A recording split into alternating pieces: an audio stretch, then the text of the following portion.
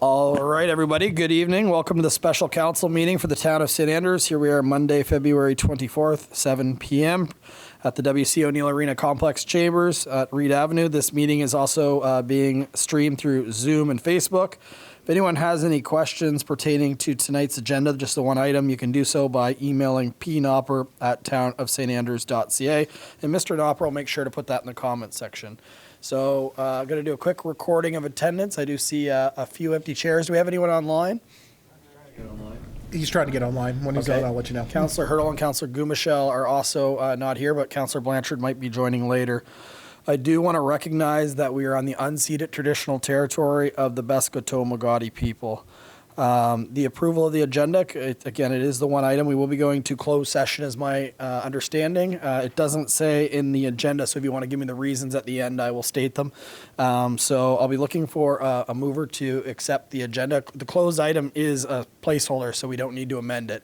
Just need a mover for it. I see Councillor Heenan, seconded by Deputy Mayor Akaji. Any other changes to this evening's agenda?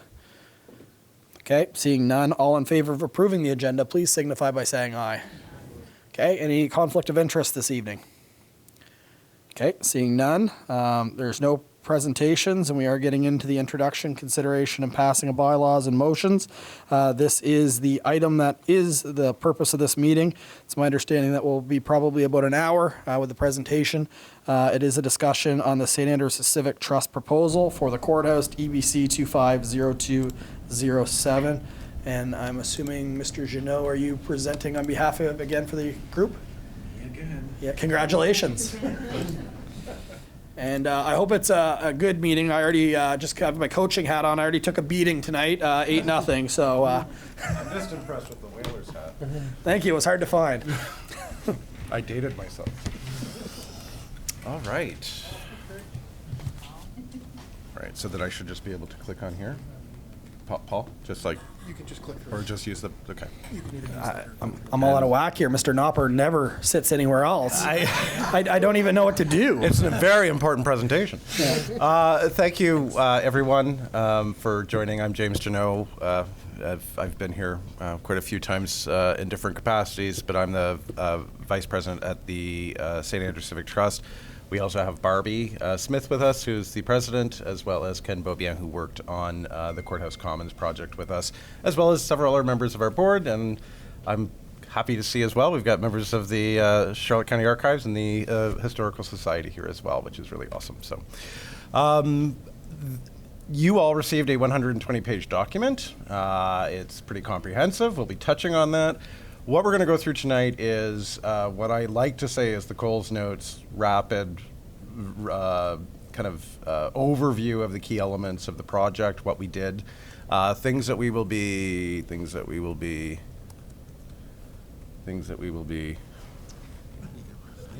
or I can press there. Yes. Oh.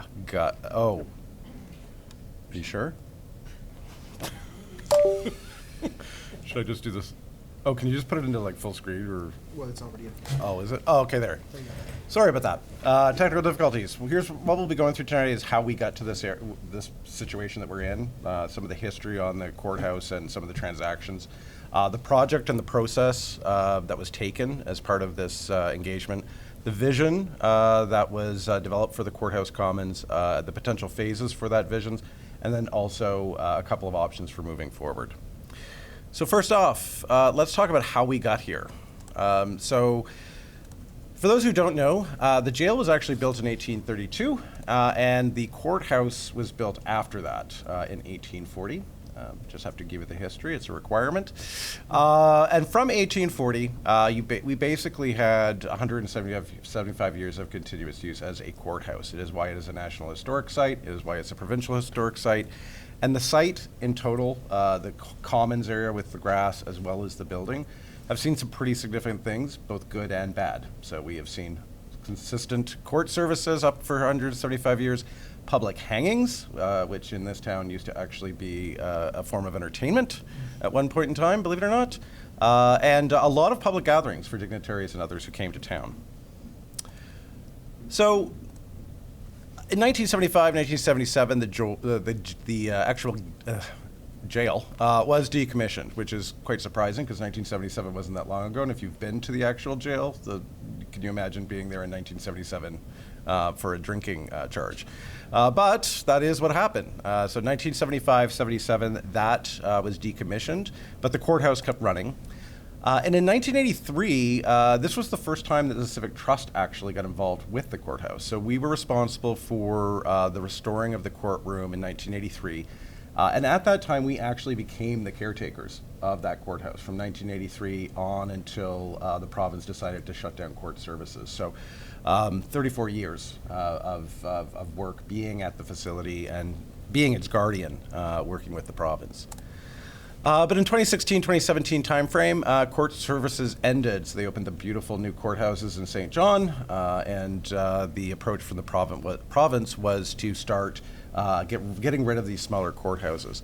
At that time, the province initially approached the Civic Trust about what to do next with the courthouse. A lot of people don't realize that because we were that caretaker, they did come to SAC to ask for some advice. So, well, why did they do that? As I just said, we had that relationship that had been established since 1983 as the caretakers.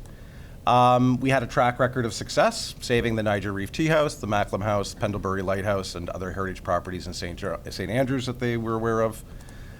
This did fit with SAC's mandate, so our mandate is to preserve and repurpose the built heritage of St. Andrews. So this fit in our wheelhouse, if you would, as an organization. It still does. And SAC had both the experience and expertise required. And the proposal that actually we had provided to the province at the time was seen as the best option.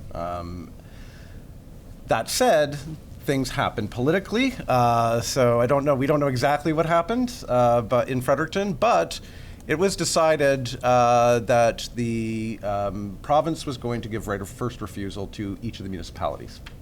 And that is when the then council at the time, not this one, said, okay, we'll take it and we'll find a purpose for it. So in 2017, the province opted to give that right of first refusal to town council, and at the time, the town agreed to own it. And in 2017, the courthouse became an asset of the town. So with a funding agreement with funding that, as we know, up until around 2024-25 has now come to an end in terms of that arrangement. So what happened next? Well, 2018, Town Council explored roughly around 2018 some uses of the courthouse's council chambers and town offices. Did an engineering study, had some plans drawn up, but decided against it. And then first half of 2023, a third-party consultant, Broken Shovel, undertook a study on the future options. So they came in, did a report for the town, gave that to the town, and obviously the town was not satisfied with that, which made Civic Trust concerned, which is why we then came in December of 2023 and presented to Town Council asking if we could be given some time to find a solution. And that's what kicked off the four-phase project that we're going over tonight. So in January 2024, SAC began a four-phase approach to gather ideas and present a vision to council. And we delivered that. August, September, it might have been actually, time frame in 2024. We delivered 120 pages of feedback from the community, as well as ideas and a general vision for the structure, which is what we are here to talk about tonight. So let's talk about the project and the process real quick, just so that I do know that there are people in the public who are watching this so they understand. Project scope and requirements was that we looked at the entire space. So we looked at the courthouse, the jail, and the commons, the entire PID. We also acknowledged clear desire that it be for public use as part of our focus, because that was something that was very evident in the Broken Shovel report, is that the public wanted this to be for the public use and public good, so we left from that to try and find out what some of the opportunities would be for its use. The goal was to provide a vision for consideration, including ownership options, leverage creative ideas from the community. The number one goal was to ask different stakeholders. Some of those stakeholders are here in the audience today who provided ideas for what could be done. And then research and ensure that those ideas could be funded and that options for sustainable revenue existed. So we acted more as the We collected all of the ideas, vetted those ideas, did additional research on those ideas to the best of our ability, at no cost to the town of St. Andrews. So before we go further, one of the things that we did do in addition is we looked at some of the other examples that are out there of similar spaces and how they act in the urban environment. So we looked at Bar Harbor's Square, Central Square. We looked at the public gardens in Halifax, the role of the park in Jackson Hole, which is a huge tourist destination like St. Andrews. And so we looked at some of the great ideas that were happening around us, that were out there globally, and then also how the different ideas that came in through the submission process fit into what other places were doing, et cetera. So phase one was the ideation phase. So this is where we asked all the different stakeholders to present their ideas. This happened between January and March 2024. There was an online intake form. It was quite comprehensive that they had to fill out. The scope, the funding sources, any key requirements to ensure sustainability were asked. We held an open house to educate on the process. There's a photo of me from CHCO where I was even thinner.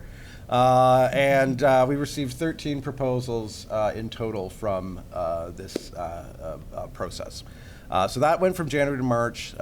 Again, the public consultation process, and then also working with the different groups that submitted. Then we went into phase two, which is that validation phase. And we looked at 5 key proposal elements when these were submitted. The first was preserving historical and cultural significance, supporting healthy and active living, positive tourism and economic impact, supporting social inclusivity and connectivity, and encouraging learning, sharing, and education. And the reason we looked at those 5 is those tend to be the major themes in most federal and provincial grant programs.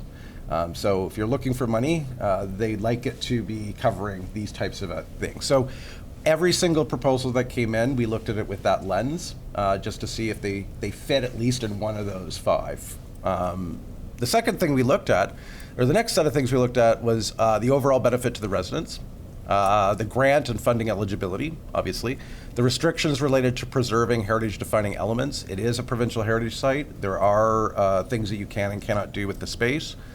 And then post-funding sustainability and revenue generation. So it might have been a great idea, but did it generate revenue to be sustainable? Or was there revenue that could have been generated from another activity that would have covered that infrastructure? Not surprisingly, no single submission provided a single solution. We didn't expect somebody to come in with one really great master plan, but there were a lot of really great ideas that actually, when we laid them out on the table, we were able to kind of pull them together and figure out how they could fit. So that happened between April and June. Then we went into the public consultation phase in July. We had an online version of a display, as well as a display at the Courthouse and on Water Street, where we asked the public to come in and provide their feedback on the different ideas and how they would rate them. We had 255 people vote for their top 3 ideas. And what we did was, you had to vote for your top 3 ideas for the courthouse and then your top 3 ideas for the commons. And this was done strategically because we wanted people to really look at everything that was there and think about what would I choose as 1, 2, and 3. I can't choose everything, so that they had to choose the things that they liked the most, as opposed to it being focusing on the things they didn't like, right? So we took that process, and then what we did is we put a weighting on it to come up with what the top ideas were from that process. Then we entered phase 4, which was the vision submission report. So 120 pages. I'll say it again. It was a lot. Awful lot for council to have to read. But we feel that it did hit the mark on the 5 things we were trying to get, which was a vision of ideas collected from the community that had grants and other funding opportunities that could support those 5 items: the preserving historical and cultural significance, supporting those healthy and active living, had positive tourism and economic impact, supported social inclusivity and connectivity, and then encouraged learning, sharing, education. So we packaged that up and we brought that over to council, and at 120 pages, this is why we're meeting now, because this takes the time to absorb it. We understand that. So basically what boiled down to is that we found that the overwhelming ideas and the combination of ideas was about building a multi-use four-season community hub. So an actual space that would be used, a combination of indoor activities and outdoor activities, but becomes the hub of the community. So what is the vision for the Courthouse and Commons? So let's dive into some of those ideas and that came in and how we stitched those together to create that vision. So first let's talk about the courthouse itself. There's a lovely historic photo showing a great gathering of people in front. We don't see that as much these days. We hope to bring that back. But the current state, let's talk about the current state of the courthouse. So you see a little a drawing or floor plan here. The top, that section outside the big black square would be the veranda that faces Montague Street, and then the back of the building at par. So what is the current state? Well, first of all, it is inaccessible. There is quite a few stairs that you need to get up, so it does pose problems for people with mobility issues. Excuse me, it's home to the St. Andrew's Civic Trust offices, has been since roughly '83. Those are in the upper right-hand corner, so they're on the left when you come in from the front door. There is the underused old judges' chambers, so the judges' desk is there, the library, but the legal books are there. There's a boardroom table, but it's not a modern equipped boardroom setting. In the upper left, you see that there is a room where there's a Legion display. The Legion does have a few of their items in there, and there's two water closets. One of them that was the judge's private one, and then another one that's off the Legion space. Neither of which are suitable as public washrooms. They're not accessible, and they're not set up to be used for public use, really. The rest of the areas are just rooms that aren't, or I don't say they're unused space, but they're underused space. So there is additional areas in yellow, as you can see. And then the main area, which would be the front area, as well as the actual structure of the courthouse setting, which you can see is in the photo as well. That gray area is really where those the heritage-defining elements are. So that's the area that is the most sensitive, that is hard to change, right, because of the designation. Obviously, there's heritage-defining elements on the outside of the building we can't change. But if you look at this space, this is pretty much the area that's the most sensitive of what can and can't be done to it.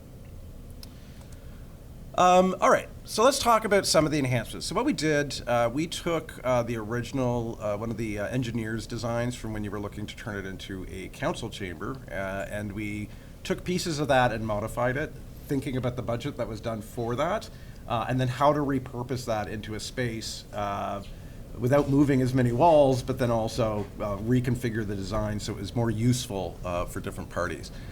So let's talk about the access enhancements that are being proposed. So the first would be a new accessible ramp and walkway. This would connect to a proper stone or brick patio so that people could come up with a wheelchair and come right up to the front entrance. In addition, a secondary entrance that would be located where the door is today, but with a better grade and better access from the street. Inside, there would be two new full public access washrooms, proper washrooms for the general public. And as you can see next to the number 2 versus the little yellow on the other side of the hall, there'd be two doors, so you could close access to the actual courtroom and leave it open so the general public could come in if they were outside for an outside activity, or you could close it off and it's only accessible for people inside, or it's accessible to both. The third item is a new enclosed service patio and gated driveway off Parr Street, and this will play a significant role later, as you'll see. But the idea for this is that it would be a driveway off Parr Street that would have a fence with swing gates so that you could bring a vehicle in there and close the doors and hide it from the public view. And it would be a secure space that you could actually, either operate a variety of different things in that space. Some of the social enhancements. So first off, in the lower corner, there's the recommendation for a new technology room. That could also be shared office space. A lot of the recommendations here are to enhance the technology in the building, better Wi-Fi, better AV equipment, etc., for meetings and other things. So it does need to have a pretty significant technology room.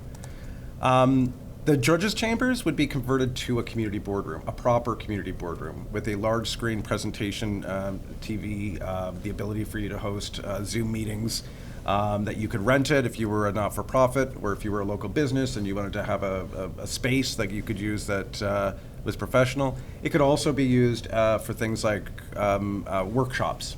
So it's a big enough table you could do drum making or arts and crafts activities and other things in that space. The former Civic Trust space would be redesigned into a community games room. So it would be a space where you could go in, grab a board game, play a couple of games on some tables. It could be rented for mahjong groups, chess clubs. It could be, bridge every Wednesday morning in the space. Let's look at some of the tourist enhancements next. So tourist enhancements would be the current place was just the display for the Legion. The option suggested is for it to become the official town visitor center. And there's a couple of things we'll talk about when we get to the Commons that explains why it would be a suitable space for that. As well as a gift shop, so that there could be things for sale that are St. Andrews branded that would help for paying for the cost of the space. A public display or exhibition space would be at the front of the courthouse, so the option to have rotating displays. The Charlotte County Archives has in their vaults an incredible collection of items from Charlotte County that are not seen by the general public. This would be a great space to have seasonal displays that talk about different things that are in the archives and put on display. It's also an opportunity to have exhibit space for touring shows, which we don't really have here in St. Andrews. And then the third item would be that the courthouse setting could be used in the summer as a tourist attraction for historic reenactments. And what you're seeing there is an actual photo from Colonial Williamsburg, where this is commonplace. The public walks in, sits down, and they are immediately back in the 1800s at a court case. And sometimes there's some interaction to get them to be involved, etc. Again, just something else the space could be used as more of a tourist attraction as opposed to just a building to look at.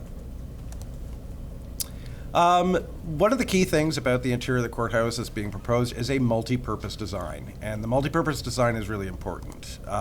First, the upgrade, the concept is to upgrade the technology in the courthouse area with better microphones, better seating, better infrastructure that could be done sensitively without destroying the heritage-defining elements.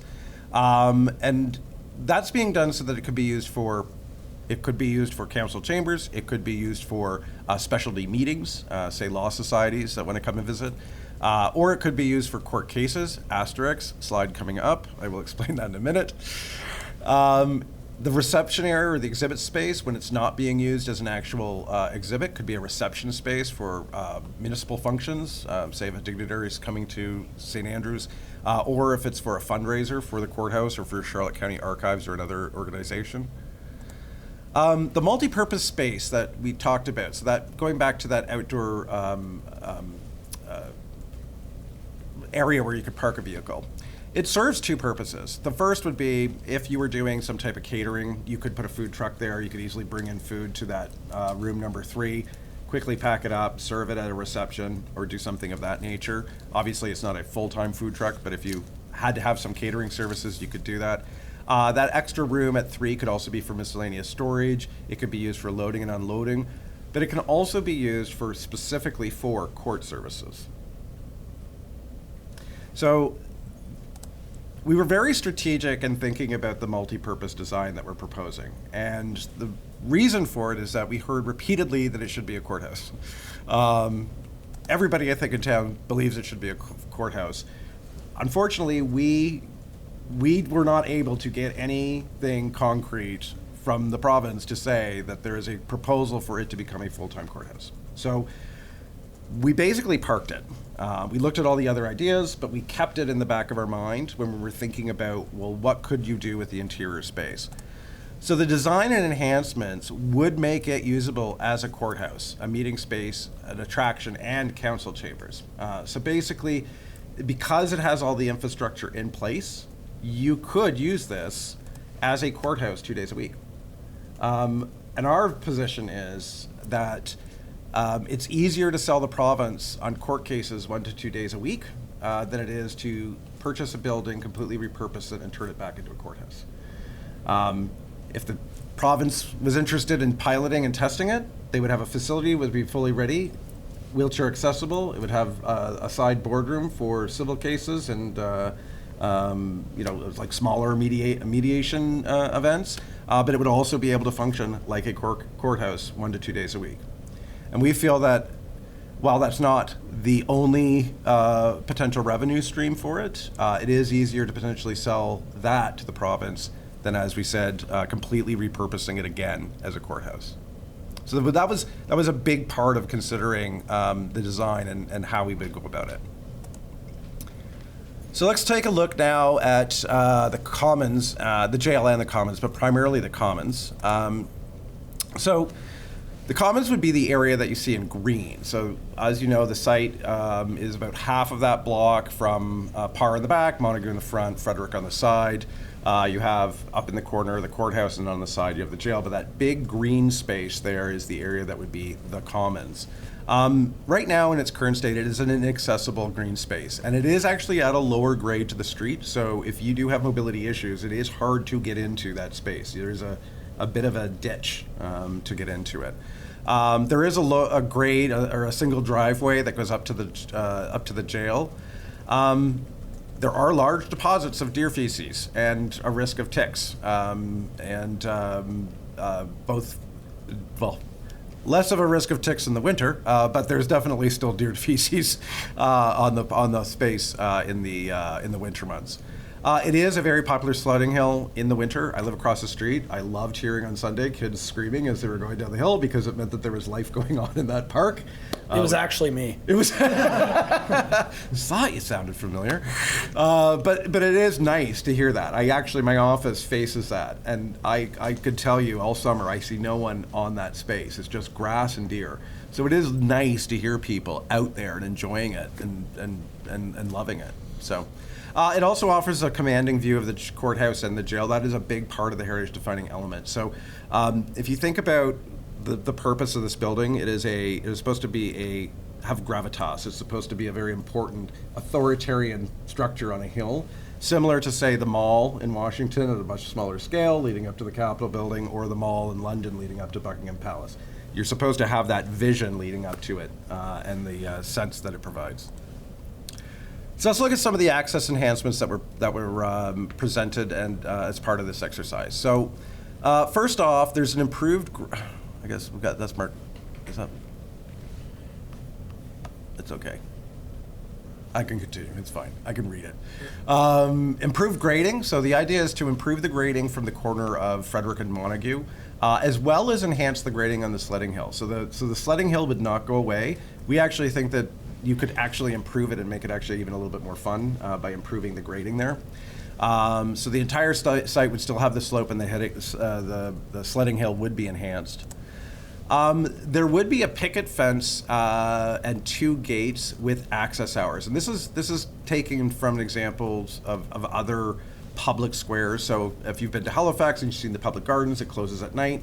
If you've been to the Commons in other cities, they close at night with the gates.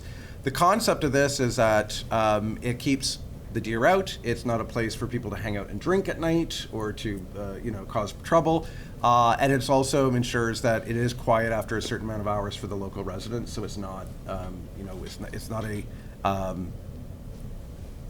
late venue.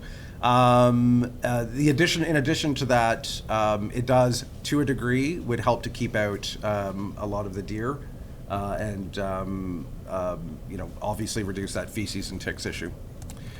There'd be new paving stone to improve access, so it would be flush with the Montague and Frederick, so you could come into the space, you see all the brown, you'd be able to walk around with ease around that central area. And then you can see that there are some steps, but there's also additional paths that are at a grade so that they are accessible for people who would be in wheelchairs or would have any mobility issues. And then new deer resistant, and I use the term deer resistant lightly in St. Andrews. I've discovered about 4 that I think they don't eat, but new deer resistant hedges and plants inside that space, just to make sure that they can, resist any of those extra hungry deer that might break in the winter. The public realm enhancements. So obviously there's a section on this little side there. We see those 3 little dots. That would be a little retaining wall where, depending on the fundraising efforts, that might be where you might have the names of the major organizations and people who contributed to the park. But it's also where there would be new picnic tables where people could go and grab a game from inside and play chess outside. It might be where tourists come and have a picnic. It might be a space where you just grab a coffee at Honeybeans and meet your friends up at the park to just hang out. It's a space, there's also a space for outdoor yoga and Tai Chi. So a special section which is surrounded by trees in the lower part. And a new series of plaques on the architectural history of St. Andrews. So along that left side there on the inside of that fence with all the vegetation, there'd be educational plaques that talk about all the different types of architectural styles in St. Andrews. Walking tours of the homes in St. Andrews are very popular. And this would be kind of like your initial knowledge of what is to offer in St. Andrews and then how to go out and explore that on a walking tour after. And then 4 would be new garbage bins and public enjoyments, benches and bins, sorry, for public enjoyment. So obviously you could come in there, sit at a bench, read a book, look under the shade of a tree. If you were Mayor Henderson from last weekend, you would have had a bench in the new concept here. So you could have had your coffee at the top of the hill while the kids just sled and ran back uphill all day long. Cultural enhancements. Again, as you remember the themes here of social, cultural, these are all the things that are grant-driven themes. Some of the cultural enhancements. So in addition, next to that yoga space is a new bandstand. So the bandstand could be an elevated stage, which would allow for somebody who's doing a Tai Chi class to be a little bit more elevated than the others. Somebody who might be doing a yoga class could use it. It could be used for symphony and the parks. You could put a movie screen on it and show a movie. You could have puppet shows for kids. You could have all kinds of different things that would happen in that space for various purposes. My favorite would be, this space used as a Christmas market and Christmas carolers at Christmas time. That's one of the concepts and where it would be placed. A new contemporary art installation. So that was one of the ideas that was submitted as well. And the concept for this is that would be at the opposite end of the courthouse. It would be backlit. It would be, part of a major competition. It would be, a symbol of the fact that St. Andrews is has a strong arts community, would further enhance the arts community, and it would follow along the themes of like the art garden at Kingsbrae and the work at Sunbury Shores and our other great artists that we have in the community. Ticketed experiences for the first floor of the jail, and its conversion is a truly dedicated museum. The upstairs, obviously, Charlotte County Archives would remain. But the idea is to start thinking about how do we use the jail and get the funding for the jail to actually be a cool space where you could do augmented reality or escape rooms or other things that would be at a tourist attraction. Not just in the summer, but things that would be of interest for people to come down for a weekend, at Halloween, in the winter, etc. Some of the tourism enhancements. So new directional signage to the other sites in town. So this is part of the role of the Courthouse and Commons acting as sort of the first part of an experience in St. Andrews. Okay, so you'd have an entrance off Montague and Frederick where you'd also have one of those directional signs like we have throughout town. This is the way to Kingsbrae, this is the way to whale watching, this is the way to where have you. There would be a dedicated, and this is important, a dedicated non-idle drop-off and pickup site for tour buses right next to the courthouse. And the concept for this is, today, the tour buses come to St. Andrews, they park on King Street, they take up 3 or 4 parking spots, they idle all day, or they actually do park on Frederick at the courthouse and idle all day in front of the homes. This would be a spot where the bus stops, the 48 passengers from the cruise ship from St. John get off, the bus continues and parks at the UWC O'Neill Arena until they are to come back and pick up them to bring them back to the cruise ship. But while they're there, they would be met with, say, period costume, given an introduction to St. Andrews. The visitor center's there so they can get a map and understand how to navigate throughout the town. And then they have a central place to come back to catch their bus on the way back. The other tourism enhancements would be properly defined parallel parking with curbs and sidewalks to improve traffic flow and improve safety. This would be something that would be more like a final stage of just adding proper parking around the facility. If you're going to be bringing people in, it's going to be a destination for the visitor center, as well as for the museum and other items that would need to be invested in eventually. So let's look at the social enhancements. There's really two under this, and you'll notice that the green space has turned gray. One of the items that were suggested was a new social enterprise building with direct fenced-in access to the courthouse and jail. This would be a space for better facilities for the Civic Trust. The Charlotte County Archives might want to have additional office space there to support the vault that they have in the jail. It could be potential offices in the future for Explore St. Andrews and other organizations. The idea is bringing these not-for-profits together so they're actually collaborating in a single space and are working on site to support the facilities. And then, this is my favorite, this is the option for a Fountain Square Plaza. So the idea was that this would be, if you've ever been to the new space in St. John that they just opened on Market Slip, or at Place des Arts in Montreal, it's a flat concrete plaza that has like a string of fountains that come out hidden from underneath it. Most of the time they're just a standard fountain, but for certain hours during the day, they dance and jump and kids can splash in them. Underneath that is a coolant system, and that cooling system allows it to be converted into a skating rink in the wintertime, which could be ticketed as an outdoor skating facility.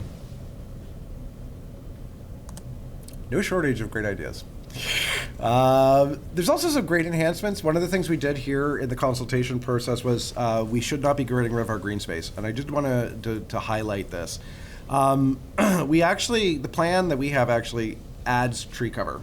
Okay, so when we looked at the design, there was no trees being culled in this process of executing some of these ideas. In fact, there would be new tree cover that would be added to the space, including, as you can see, a proposal along Frederick Street that there would be like tree line to actually create a canopy of tree on Frederick. No more than 30 to 35% of the existing green space in the commons would be removed if you were implementing that Fountain Square Plaza. Okay, if you weren't putting that in and just left it as a green central square area, it's even less green space that's actually being removed. Okay. Another couple of social green enhancements include there are grants to optimize and make the buildings more energy efficient. Some of those being, of course, adding solar panels to the backs of the building so it doesn't change the heritage defining elements in the front, but they're perfect buildings to be able to affix those panels to help offset the costs, as well as heat pumps and improved insulation in the buildings. And then potentially for electronic car charging stations in the back for tourists when they come to town. So they have a place where they can park and they can charge, but they're also central in walking distance to areas in downtown. Plus, any proceeds from that could go towards the funding of the ongoing operations and maintenance. So for the commons, the idea here is for a 4-season outdoor public space, a place where people come and take pictures with the cherry trees in the spring. They get to meet period actors that are reenacting historical elements outside, triaging people, if you will, and sending them on their way when they come to visit. It's the option for Christmas markets, a splash park, outdoor skating, and family activities in the center of town. That's sort of the overall theme, beyond being just a place for people to gather and congregate. So let's look at some of the public feedback that we received. We'll go through this pretty quickly. First off, for the courthouse, you all saw this in the report, and if anybody wants to read the full report and see it in greater detail, when we asked the public what they thought of the ideas, the uses for the courthouse was for it to be council chambers, a visitor center, history experience, or cultural exhibits. Those were the top items that came in for the courthouse usage. For the commons, surprisingly, it was the Fountain Square, the outdoor ice rink, the town bandstand, the Artex Garden, the fencing gates, and the public art. We were really surprised how many people jumped onto that. It's also the most expensive item that you could do in that space, but I was actually quite surprised that that scored as high as it would. But that is what the public consultation process is. Potential phases for the vision. Okay, so let's talk about how this could be implemented. So I have to give this warning, this isn't a virus, but I am going to read this disclaimer. So now that I have your attention, none of the items shared in the vision section are necessarily set in stone and will transpire. I can't make this any more clear. They are concepts submitted by members of our community, so there are friends, our family, our neighbors who submitted these. So we have to respect that these are all great ideas. They did come from people in our community, and a lot of them are really great ideas. And they were voted on by the public, who are also our friends, our family, and our neighbors. Through the Courthouse Commons project, the proposed timelines are for consideration only, and it does not mean that all phases will be executed or realized. So if anybody's watching this and thinking that all of this stuff is going to be rolled out, that is not the plan. This is a vision, okay? That said, if we were to suggest to the town, let's just say there was the money to do this. First off, let's talk about what the estimated project costs are. The courthouse we estimate to be around $852,000. Again, a vast majority of that is all covered through grants. That would include the restoration and the repurposing per the plan. The Commons is a $2.1 million project. Again, and I'll get to the grant component on that. This assumes all the enhancements noted in the plan, including that Fountain Square and the outdoor ice rink. Okay, if you take out the Fountain Square and the outdoor ice rink, that blue pie gets extremely small, much smaller, more than half, if that's pulled out of the equation. And then the last phase, or the last item, that social enterprise annex. Again, that's optional, but include the cost for that is around $420K, and that includes the cost for the new annex building to be constructed on that site on Parr Street. So when we did the assessment and we looked at all the different grants that were available, including some of the grants that you could combine, we estimated that the non-funded element is around $282,700, 8.3%. So there are quite a few grants that cover historic structures like this, including grants that are from Four Seasons tourism grants as well. So when we looked at all the different elements and what could be and could not be covered, we feel that only 8.3% would not be covered or be eligible for a grant. That said, we also looked at some of the revenue generating and activities that could happen. So things like rental of the space in the courthouse, other activities that would happen on the commons, rents and other things. A median annual revenue from programs and events we estimate to be around $143,000. So you'd be generating $143,000 a year in revenue towards the upkeep and maintenance of the building and the site. So let's look at the phased approach to execute. So the first logical one would be that courthouse building. So focusing on the courthouse, restoring the structure and enhancing the interior space to support court and meeting space concept. We feel if we focus on that first, we may actually be able to convince the province or to take it for 2 days a week, or perhaps you could start selling it as a special event space or other theater space. Community boardroom, games room, visitor center, the public washrooms, improving the accessibility overall and doing those green enhancements to reduce the overall operating costs would be a priority for the Civic Trust. The second would be the common space, so the reimagined public I've been talking a lot today, so I apologize. The reimagined public space with grading, pathways, amenities, and landscaping, the fence and the gates, the bandstand, the public art installation, the architectural garden, and the jail museum would be part of that common space in phase 2. And we put the future enhancements in kind of a bucket 3 without a defined timeline, mostly because They are the most expensive, and to be fair, we were not 100% sure of the requirements or need for them in the project. So that would include that Fountain Square and ice rink. Yes, you could pre-set it up so that it would be easy to transfer or convert it later. The social enterprise annex, and then the town enhancements to the parking, sidewalk, and pedestrian access. We feel that is like a much later phase, if a phase at all. If that makes sense. So what are some of the options for moving forward? So we included in the report an option 1, but we also have since followed up with you with a potential option 2. So the first option would be town ownership, continue as a town asset, and a committee. So this gives town full control of the facility as a town asset, like you have today. It means it remains fully for public use with an oversight committee established to execute on elements of the vision or some of the changes, accessing those grants, etc. The second is a transition back, and I use the quotation marks, but really back to that caretaker or the original option that was on the table in 2017, where SACT becomes the owner, as originally discussed with the province back in 2017, that it remains an accessible space for the town, but it's owned and managed by the Civic Trust. So let's look at some of those pros and cons. Well, for number 1, the town this makes the town the primary beneficiary of grants as well as the project manager. So you would get access to those grants, but you would also be the project manager. In option 2, SACT obviously would become the primary beneficiary of the grants and the project manager for any enhancements that would happen on the site. The town pays property taxes on the space today, and you would if you went with option number 1.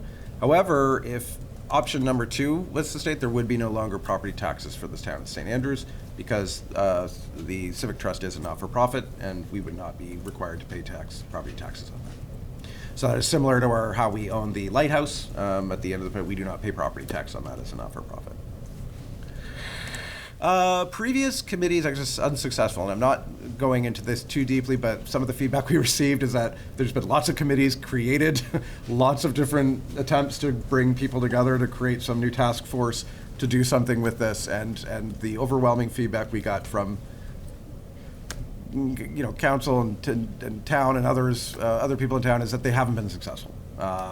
That said, the SAC does have a 50-year record of success, and we will highlight some of those in the next slide, of taking these types of buildings and finding a purpose for them. In option 1, the town would continue with the operating costs and benefits from potential revenue. So yes, you would still have the operating costs after you've taken.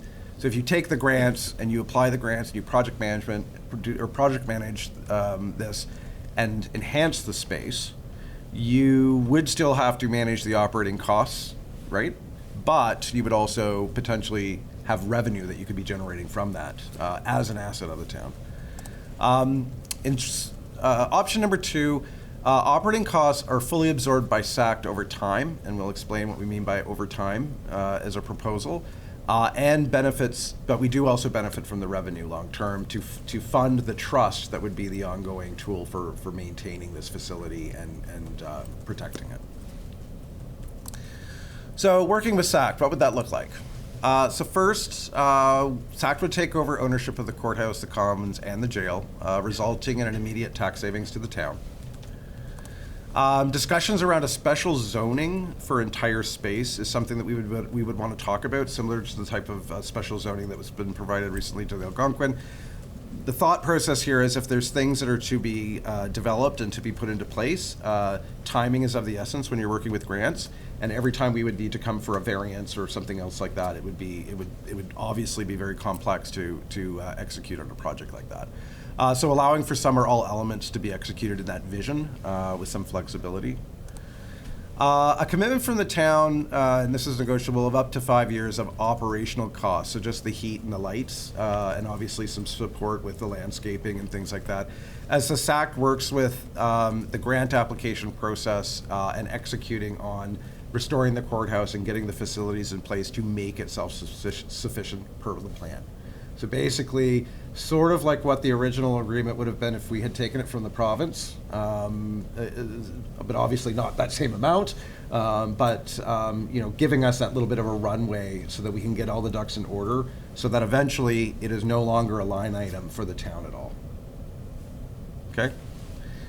4, support as needed. This is important because we would view it as being a partnership here. Support as needed in applying for and securing grants to execute on the plan from both the town and from the Southwest New Brunswick Service Commission. So, obviously we're going to need all the help we can get and all the resources pooled together to be asking for federal funds, to be asking for ACOA grants and other things like that. And then taking on that similar caretaker arrangement, bless you, taking on that similar caretaker arrangement with the town to ensure open communication and success in executing elements of the vision. Basically, the town becomes what was the province caretaker relationship that we had in the past with the courthouse, and we keep that same kind of open communication and relationship. So why work with the Civic Trust as caretakers? I'll just reemphasize precedents. We did this for 34 years, from 83 to 2017.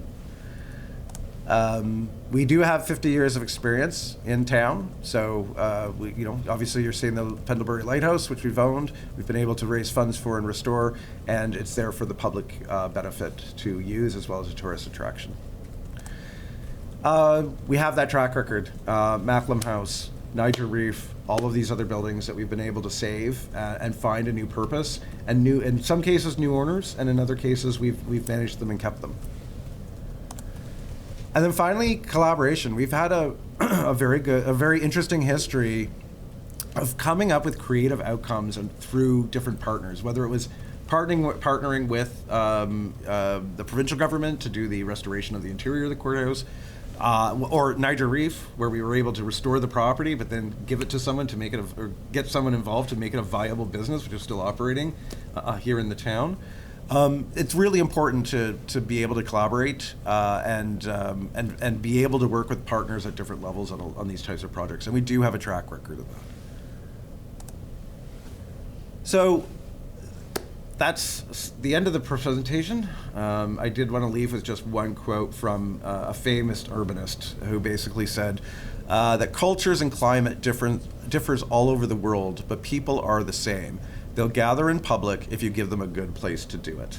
And we think that the opportunity right now with the grants that are available and just the opportunity for the courthouse, the time is kind of now to make a decision and to bring new life to it. And there's a lot of energy with the Civic Trust Board. There's lots of energy with lots of people in town, several of them here, who are interested in seeing this become a showcase place and possibly a model for other historic sites in the town or across the province. So happy to take any questions. Well, thank you very much for the presentation. The Civic Trust put a significant amount of work into this project, and even your presentation is completely different. Almost same ideas, but completely different presentation as far as the visual. You didn't have the warning logos last time. No. But that was done to make sure you're all awake. But before we get into it, for the members of the Civic Trust that are here, to not just do the consultation, but the entire process. You raised your hand for the community, and no matter which ideas people like and which ideas don't, no one can take away from the fact that you're volunteers. And for you to raise your hand, and there's a long history of Civic Trust doing that, but to take on a project like this, I think that it does need to be recognized by this council. So on behalf of the town and town council and staff, thank you for dedicating your time to getting us to this conversation. We certainly appreciate that. I will open it up for questions from council, and then of course we will give the opportunity for people that are in the public as well, since they're obviously here because they're interested. So we won't follow a normal format. I don't think that makes sense today.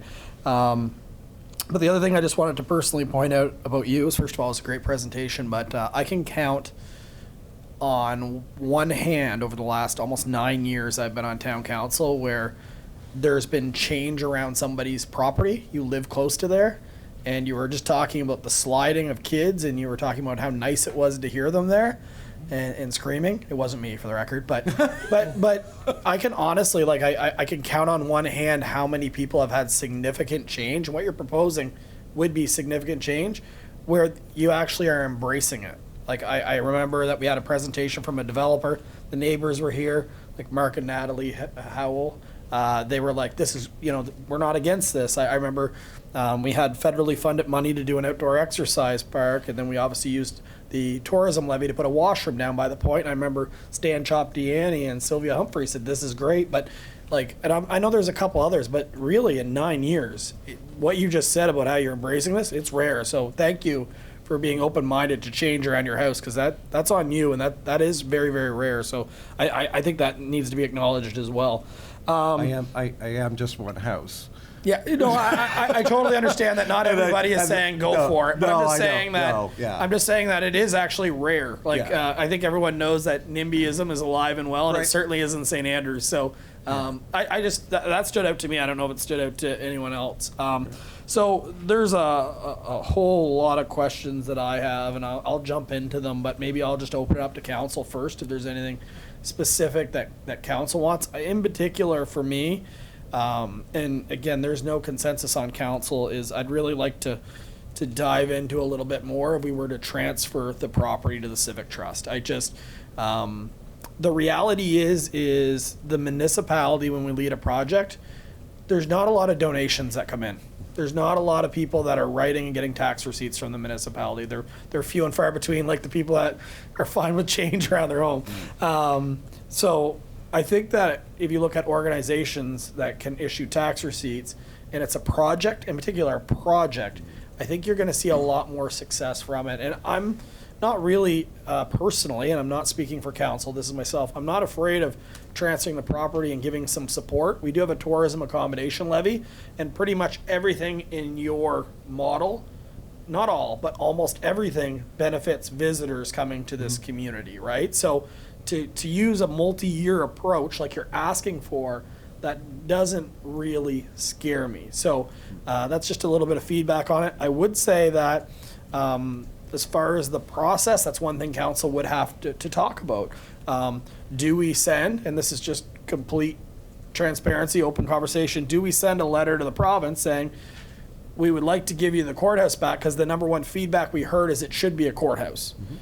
And we're not gonna, as a municipality, pay for the province's courthouse. We're not doing it. We already have to pay for a wharf that no other municipality has to pay for. They're all federally funded almost outside of St. Andrews. Why would we pay for a courthouse when it's a provincial asset, right? Like, so give the province, this is your chance. And again, I'm not saying council's even lying to this. This is your chance to have a courthouse back in Charlotte County. And if not, we're gonna move forward, right? Because you haven't got any guarantees. We haven't certainly got. There is a group of judges, my understanding, has been working, trying to get, there's been no guarantees that that's gonna happen.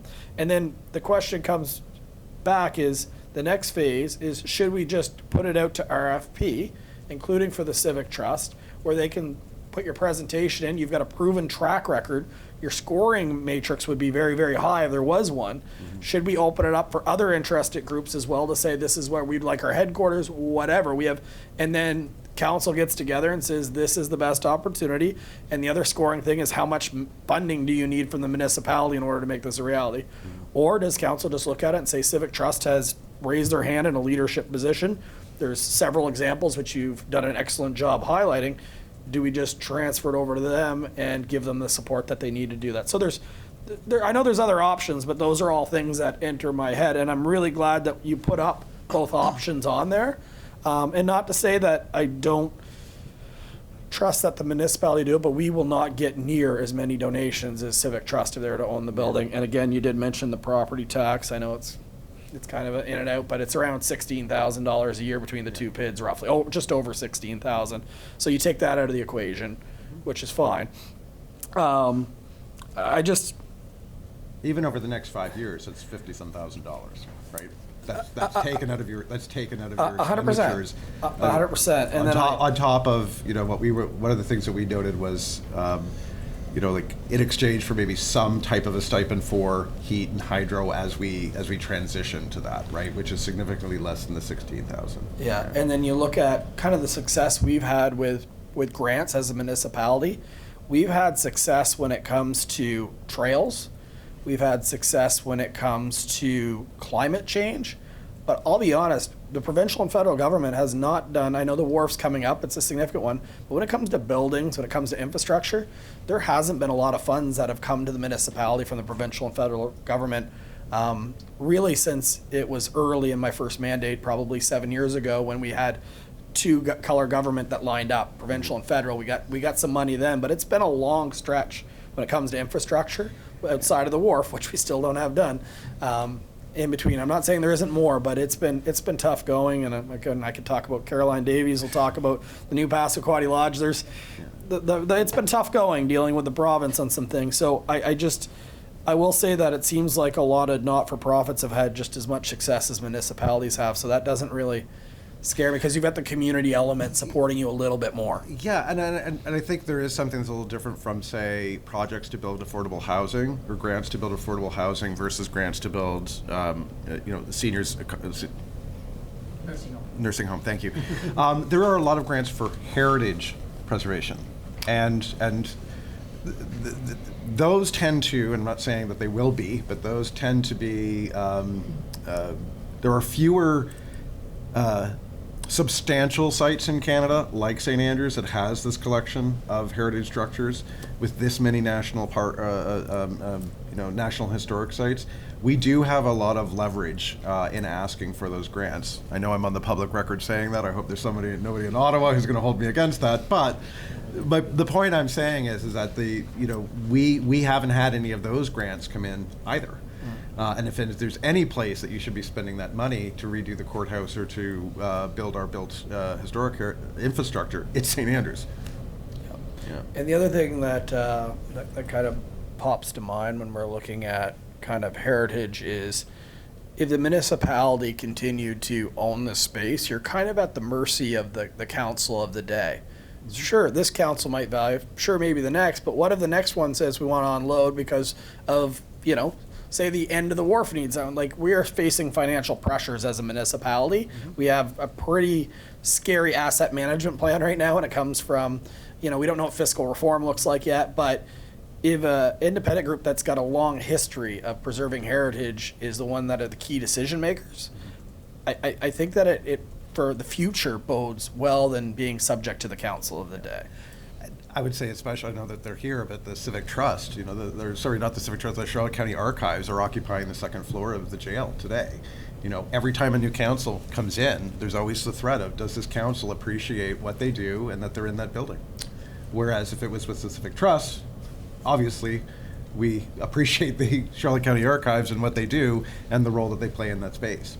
So I think it alleviates a lot of pressures for a lot of people. Absolutely. And on that note, I think it's important for council, before we even get into does the jail transfer, all that, I think we owe a meeting, and I know there's members here, but I think we owe a meeting to the archives just to say, hey, what do you want? Like, I think we just, and I know you've done that, but I think it's important for this council to have a separate meeting, maybe not necessarily like this, but to sit down and talk. They may embrace it, they may not, just get their feelings on that. And I know there is members here, but I don't think this is the time to derail it. I think that's a conversation specific to the archives itself. Council, I said I wasn't going to talk much, and I did what I always do, so I'll pass it over to you. Any questions you have on anything in particular?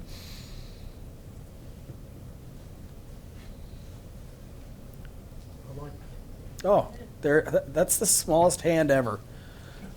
Oh, that's a big one. Now I see that one. Go ahead, Councillor Blanchard. Sorry about that. Sorry. No, I appreciate it. Thank you, Your Worship. Thank you for the presentation.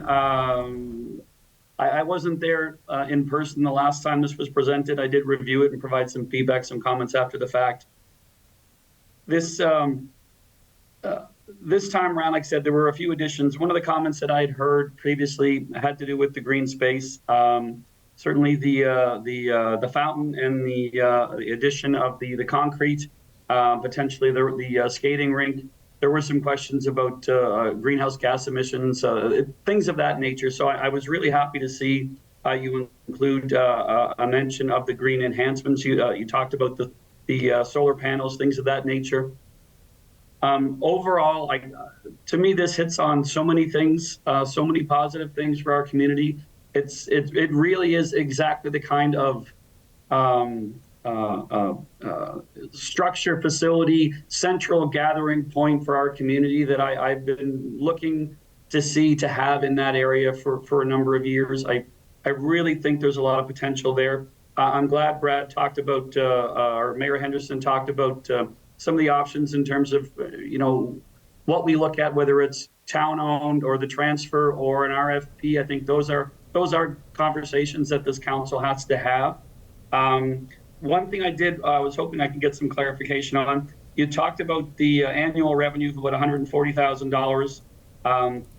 You didn't mention annual operating costs. So I just out of curiosity, and I'm thinking, let's say if everything is there, everything is up and running as you've described, annual, do you have an estimate for the annual operating costs? No, we don't. We kept it at what the budget line item would be for the current operating, which is the heat and hydro that you pay today. Our expectation is that with that green investment and the insulation in the jail is rather poor.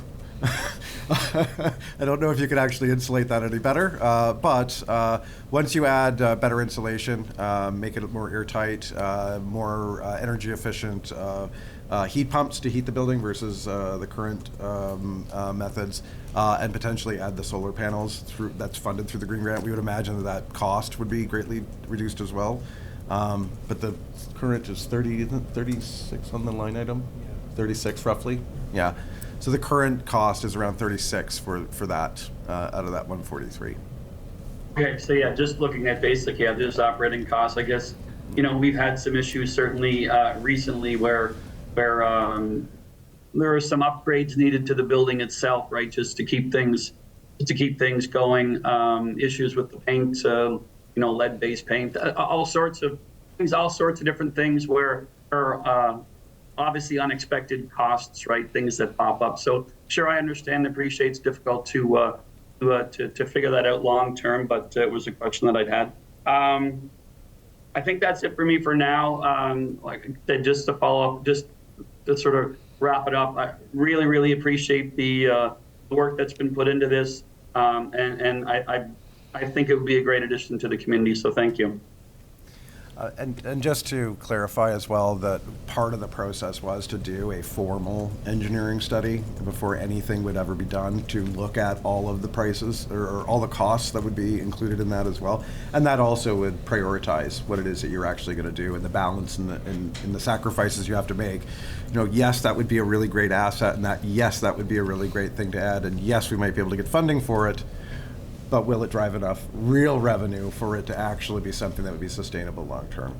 And that's your warning slide that you had. That is the warning. Not every idea. It's easy to look at a rink and say, well, you need a Zamboni to have it flooded because you just can't skate on it all the time. Then you need a place to store a Zamboni.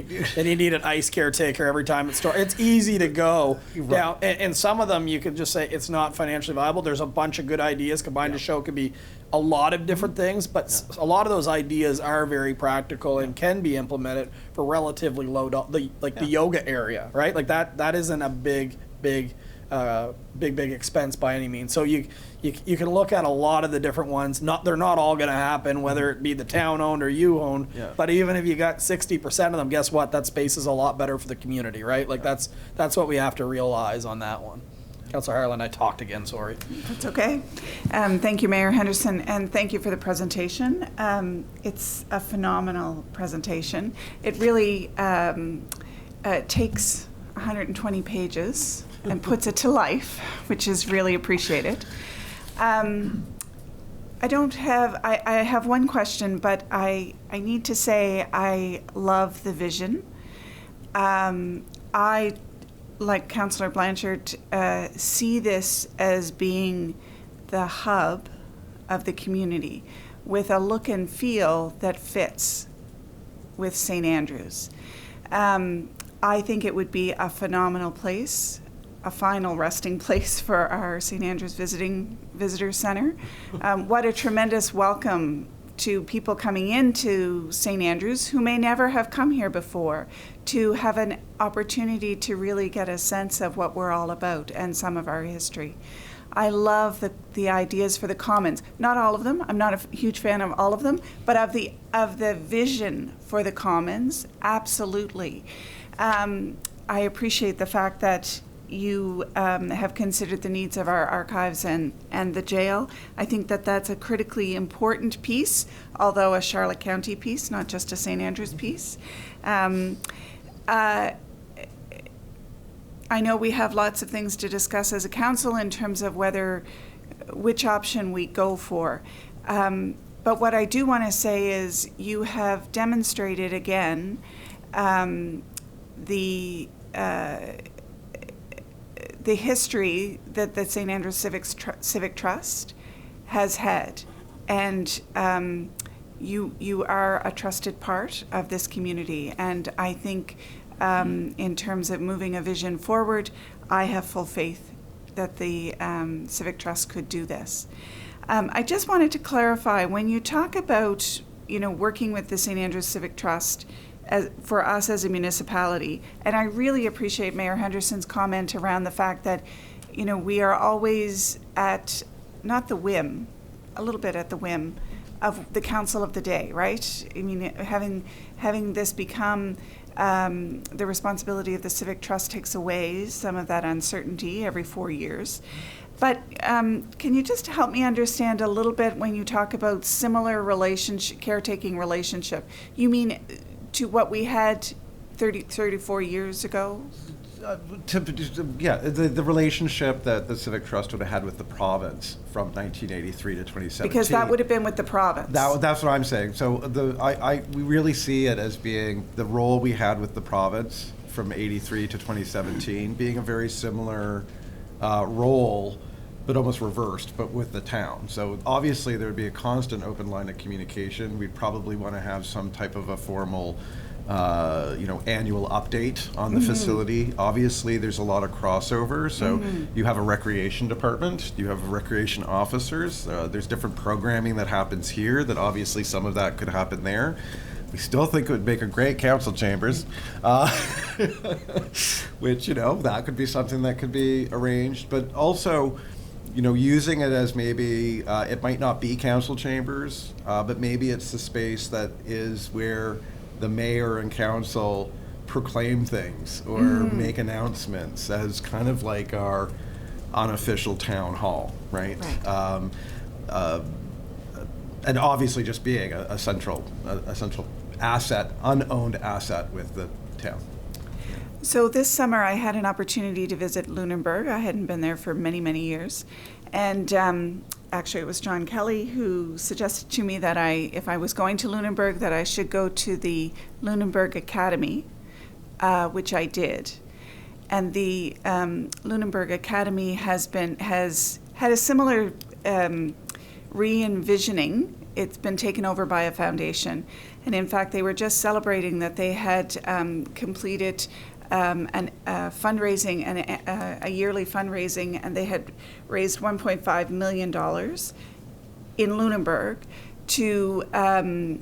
for operational infrastructure refurbishments.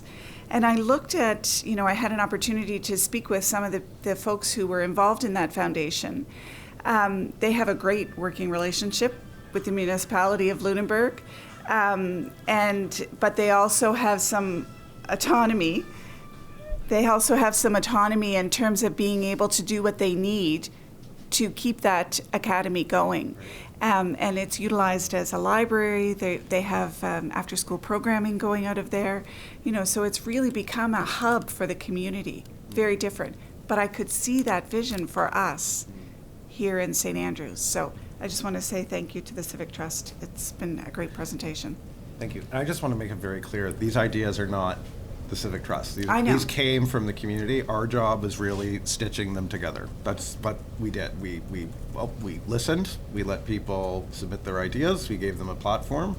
It was taking the ideas and putting them together to something that could be a vision. I just want to make sure these are not the Civic Trust's, you know. Thank you. It's not our copyright. If that That's makes still the sense. result of your consultations with members of the public, right? So. Yeah. And it's actually was a really great process, actually. I should say that with the council, is that those sessions where we had the open houses and we had people coming in and talking about the passion they had for the courthouse. I mean, look at the people that are here.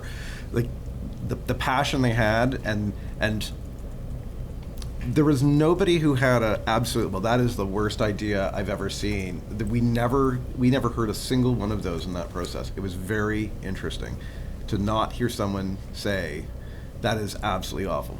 Yes, of course, there were individuals who said, we're losing green space and this isn't great. But there wasn't anything volatile, right?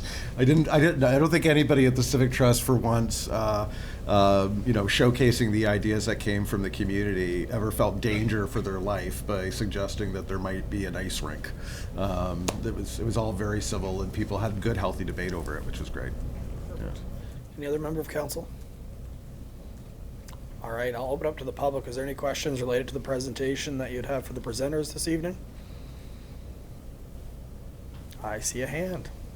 Is that Sadie? It is. Hi, Sadie. Come on up to the mic. Sorry, Sadie, you'll have to, just so for their online, we'll set you up here. Just so Councillor Blanchard can hear you. Yeah. It's exciting.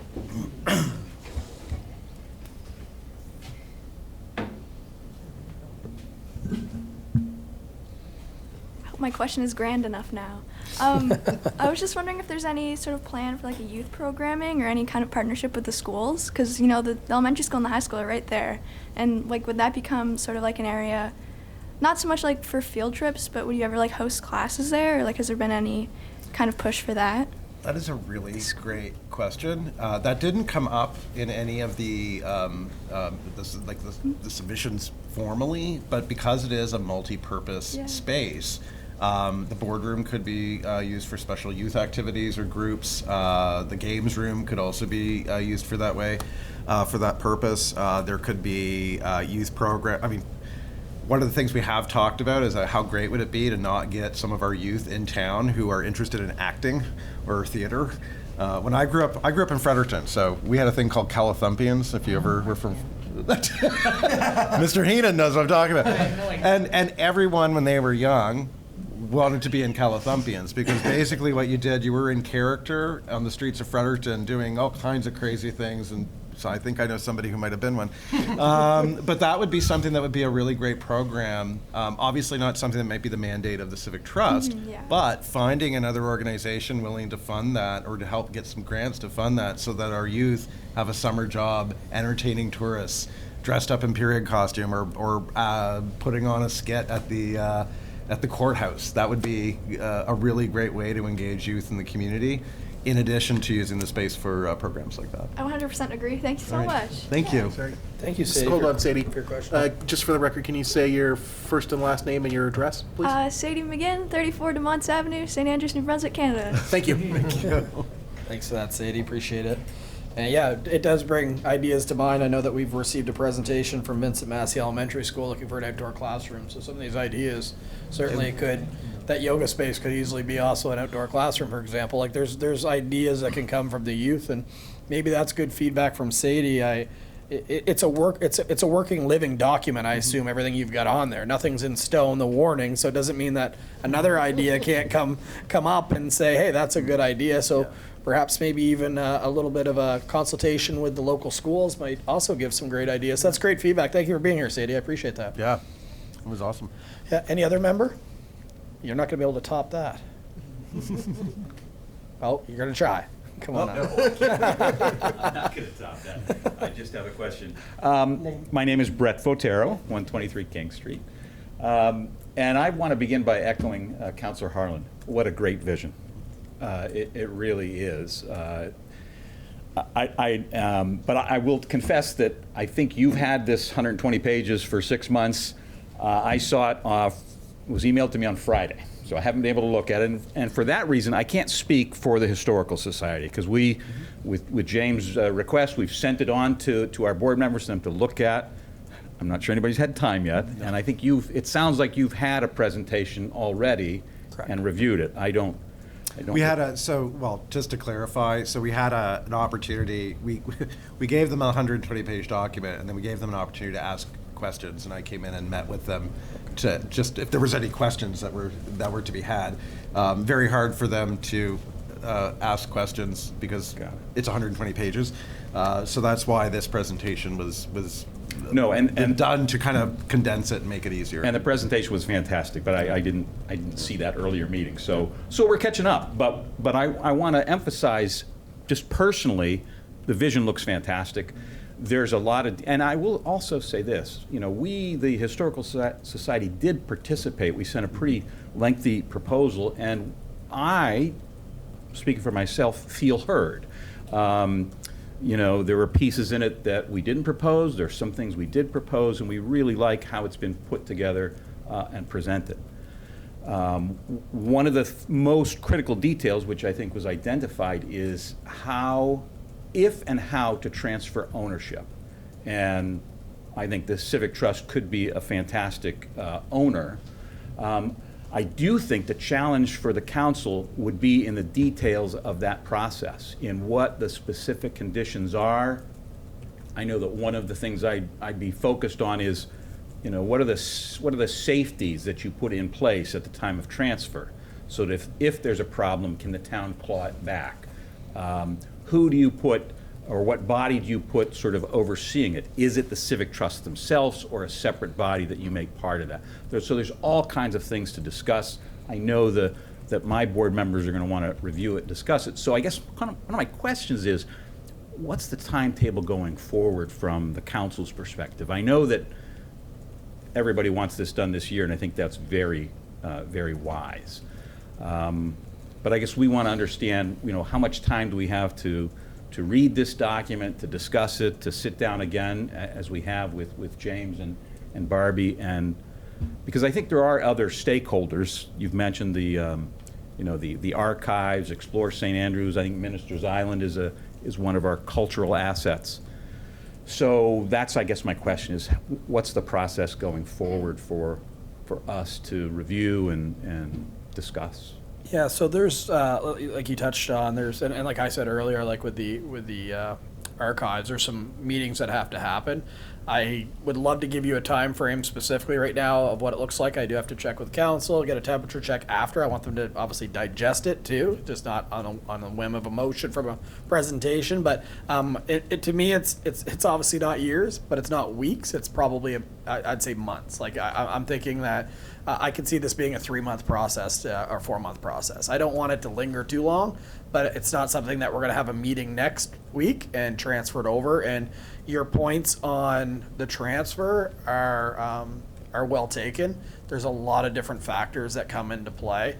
And although there's a great history and a lot of trust with the members of the Civic Trust, I know examples where the municipality transferred something back under the impression it would get it back for $1 if it didn't work out, and we never got it back for $1, and it was a handshake. So to your point is, you really do need those safeguards in place.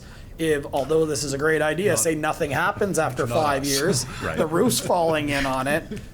Not that Civic Trust would do that. I'm just saying that the municipality needs to make sure, and so does the Civic Trust, they would want that, that there's safeguards in place to make sure that the end goal of all this is, although a lot of those are great ideas, the end goal of this is to make sure that the courthouse basically is preserved. And preserved can be a lot different word, because buildings are repurposed all the time, so we need to be open-minded to that. But we do have to make sure we do due diligence, not just for the community, but for the history of the building. Well, one thing that we talked about at a couple of our informal conversations was, first of all, one of the nice things about this presentation is it is a long-range vision, and that's the kind of planning that I think is so vital for the town and town council to do. I think last September you revised a policy about advisory committees in the town, and one of the possible advisory committees is on cultural assets. And when I looked at the budget, I appreciate that you are sort of funding more than just the courthouse. You're deficit funding the museum, Sheriff Andrews' house, and other things. So maybe it's time to try to have a advisory look at that, or to put together these organizations to look at the whole cultural assets in the town and include Minister's Island and Explore St. Andrews, because I think you need some long-term thoughts about how to avoid the deficit funding of those, because I know it's getting worse. The Ross Museum was great when it was gifted, and it's now negative. So just a thought maybe that this might be a good time to take that approach. I think that's definitely a worthwhile comment. Obviously, through municipal reform, we're redoing our municipal plan as well. I think you're going to see the cultural assets be a conversation that gets discussed further as part of that. So all good comments. Thank you. Thank you. Thank you. Appreciate it. Come on up.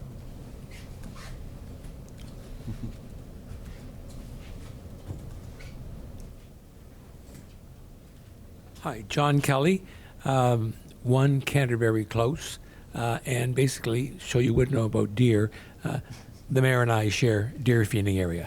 You know, we're next door neighbors, so we're certainly conversing with the whole deer thing here. Look, I actually was just sitting there, and I just thought I would bring this to your attention. This goes back a number of years ago when I was living in St. John as a law student. I actually had this idea, and I'm just sort of to support, see how far this can go. And I went to the city, and basically we took the historic St. John County Courthouse, and I started a theater company there called Summerstock. And at the time, everybody, I mean, there was along with it, but it was actually, I don't use the word amazing, but it was a big, big draw, how fascinated people were to come. And I actually came up with some historic trials that we had in there, and played out. So what I'm getting at is that some of the things that you've mentioned are really right there to do. In fact, I don't take credit for this, but that's where the origin of the St. John Theatre Company came from. It was from the Summerstock Theatre Company we set up. So I just want you to sort of know that, or the council to know that some of these things, they sound a bit, airy-fairy when we just talk about them. But they've actually But been they done. actually they actually do work, and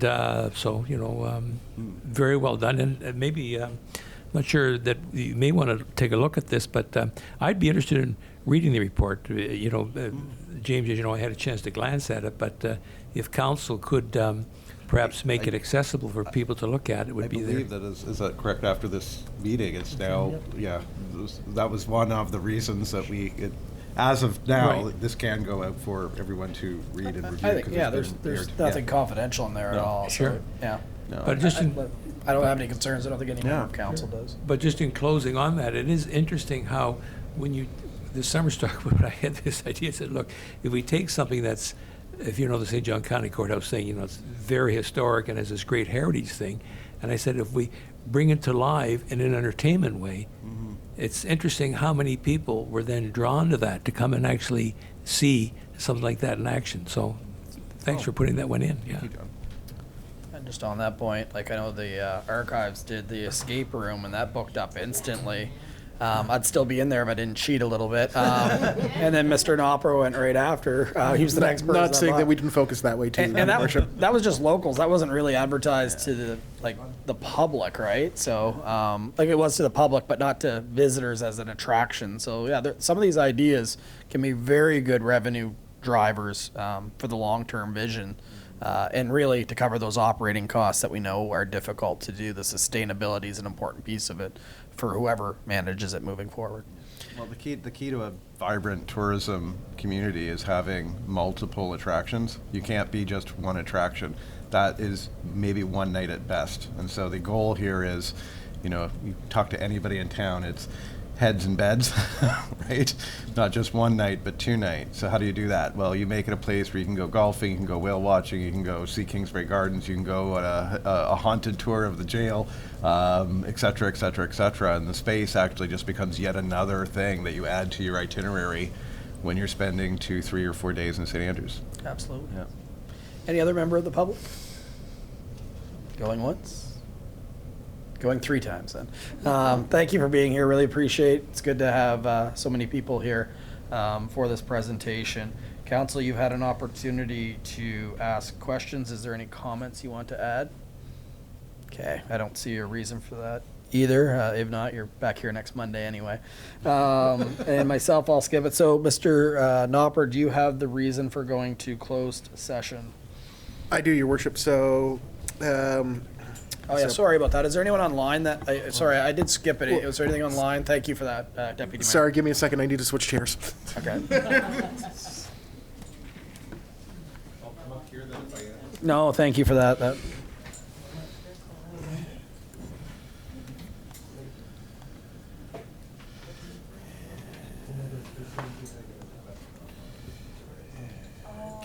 Second.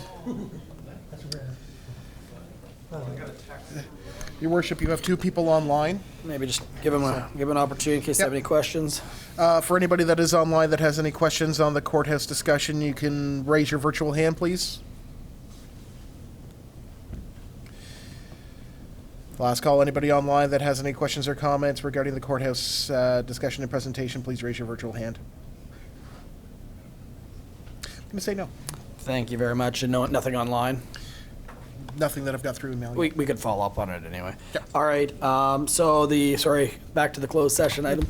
Get you between the 3 computers over there. Yep. So at 8:36 p.m., the council enters into closed session as per Local Governance Act, Section 68(1)(c), information that could cause financial loss or gain to the local government or a party as it relates to negotiations. Perfect. Can I have a mover? Got Councillor Heenan, seconded by Councillor Harland. All in favor of going to closed session, please signify by saying aye. Thank you, everyone, for being here this evening.